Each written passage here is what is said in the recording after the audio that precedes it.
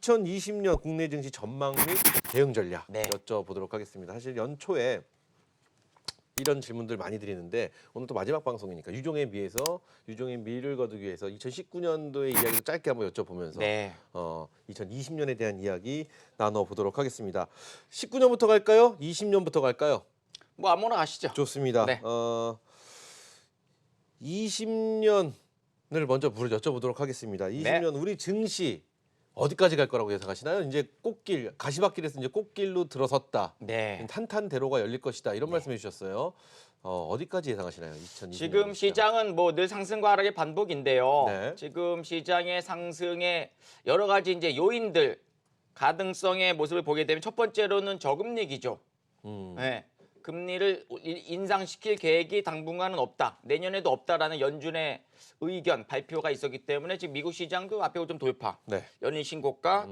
S&P 500은 대형주거든요. 나스닥은 기술주고요. 그다음에 다우존스 지수는 이제 뭐 블루칩으로 볼 수가 있는데 S&P 500과 지금 나스닥이 사상 최고치 기록하는 거 보면 네. 미국 시장 오바 나오기 전까지 오버슈팅 나오기 전까지는 계속 우상향 전개될 가능성이 높아요. 그러면 우리 시장도 미국 시장과 똑같이 비슷하게 움직인다면 현재 지수로 본다면 2,300은 무조건 넘고 그다음에 2,500까지는 N장 패턴의 지그재그식 우상향 전개될 가능성이 높다.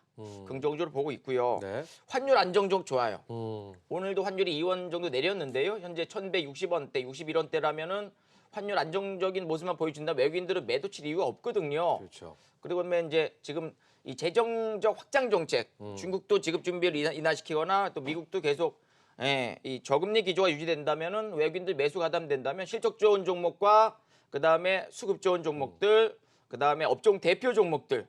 지금은 개별주 좀 저가주, 잡주 이런 거보다는 약간 볼륨 있는 종목들이 올라가거든요. 네네. 제가 2주 전에도 뭐 업종 대표주 테마 대장주 집중하자라고 해서 좀 큼지막한 종목들 많이 소개해드렸었는데 그런 종목들이 올라가는 거 보면 지수는 당분간 상승의 에너지가 충분히 더 있다. 그래서 1차 목표 밴드는 2,350. 네. 그다음에 2차 목표 밴드는 2,500. 네. 길게 보면 지난번에 작년 1월 29일 고점인 2,607인데요. 그 라인까지도 내년 말 정도 상승 랠리가 충분히 있을 수 있다. 는 전략인데 또 이 뚜껑을 열어봐야 또 아는 거 아니겠습니까? 그렇죠. 네, 그때마다 이제 주도주, 그다음에 메이저주, 실적주, 돈이 몰리는 종목으로 집중하신다면 그러니까 시장의 상승률보다 훨씬 더 높은 계좌의 상승이 연출되지 않을까 이렇게 생각하고 있습니다. 그래요.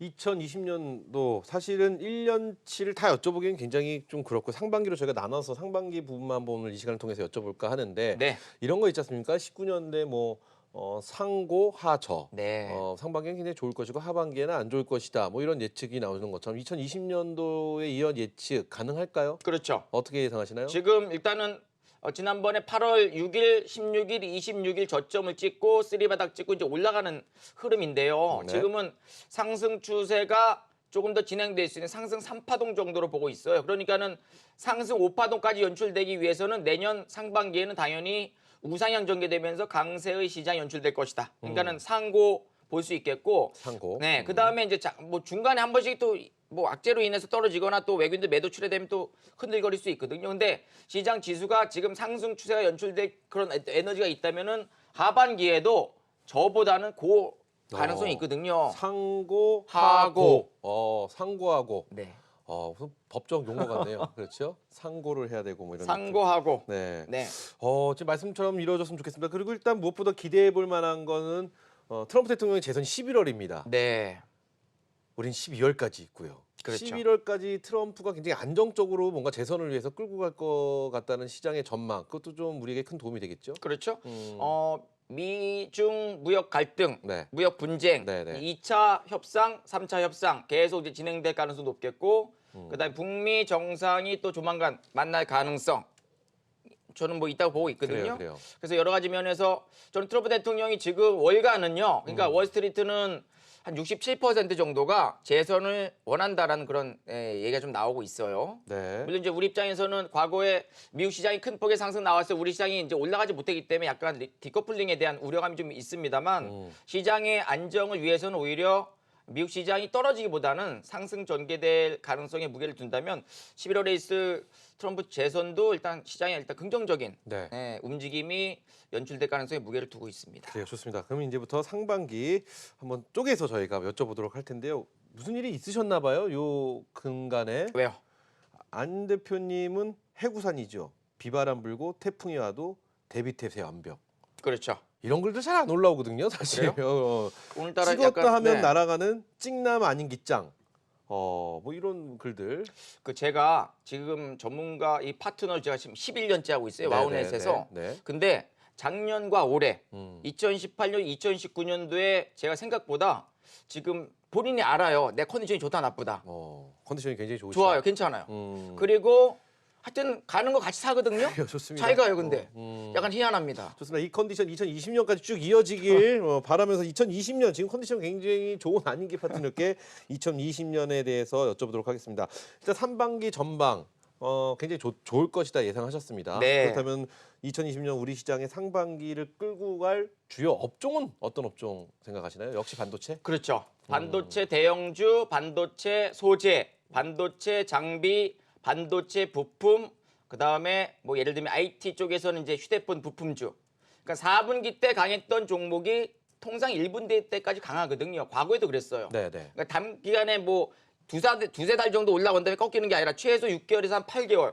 작년 3월 달부터 한 6개월 이상 5G 쪽, 네네. KMW, OE솔 두루두루 계속 오바 상승 전개될 때까지 올라갔었는데 지금 이 IT 소재, IT 부품, IT 장비주 쪽하고 IT 대형주 쪽은 현재 시장에서 공격적인 어떤 메이저의 매수가 가담이 되고 있고 네네. 그다음에 3분기 저점을 찍고선 4분기와 1분기 때까지 실적 개선 가능성이 충분히 있기 때문에 현재로서는 IT를 빼놓으면은 사실 수익을 내기 좀 쉽지 않은 그런 상황이기 때문에 IT의 수급 좋은 종목들은 꼭 지참하셔서 시장 상승에 계좌 상승에 동참하시는 것이 좋겠고요. 네. 그다음에 이제 또 뭐 제약 바이주 아니겠습니까? 그쵸. 네. 1월 13일부터 16일까지 JP 모건 헬스케어 컨퍼런스에서 네, 이제 네.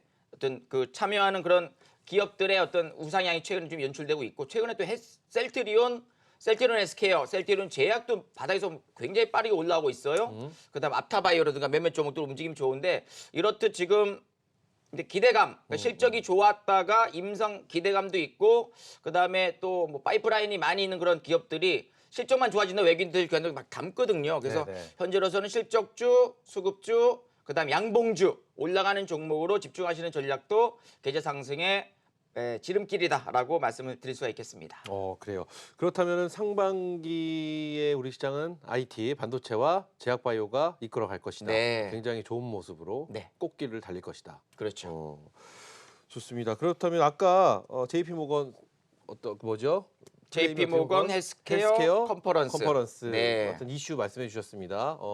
상반기 우리가 주목해 볼 만한 이슈들 또 뭐가 있을까요? 실적이 좋은 종목들의 강세가 좀 연출될 것 같아요. 그래서 네네. 지금 바닥에서 이 5G 쪽도 지금 조금씩 올라오고 있거든요. 그래서 5G 쪽도 중국의 매출 기대감이 있고 그다음에 지금 어차피 자율주행과 그다음에 4차 산업 관련, 그다음에 인공지능 그리고 뭐 여러 가지 면에서 이제 이 비메모리 쪽하고 메모리 쪽에 이 수요가 굉장히 좀 증가될 가능성도 높거든요. 그렇다고 본다면은 비메모리, 메모리 관련주, 그다음에 반도체, 장비, 소재, 부품, 그다음에 실적이 좋은 종목들 위주로. 네네. 그다음에 또 하나 뭐냐면요. 개인 투자자분들께서 약간 작은 종목들을 좀 좋아하는 경향이 좀 있거든요.